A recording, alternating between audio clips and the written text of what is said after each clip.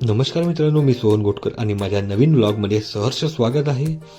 मी उठलो आहे आणि तयारी वगैरे केली. त्यानंतर आता चाय पित आहो, हळदीचा चाय पाहू शकता. आणि आता दुकानाकडे निघतो. दुकानात पोचलो आहे. दुकानात पोचल्यानंतर स्वच्छता केली. त्यानंतर हिशोब करायला बसलो आहे. तेवढ्यात एक ग्राहक आले, त्यांना युरिया द्यायची होती. युरियाची बॅग त्यांना उचलून दिली. तेवढ्यात ते मशीन काम करत नव्हती. ही खताची मशीन आहे.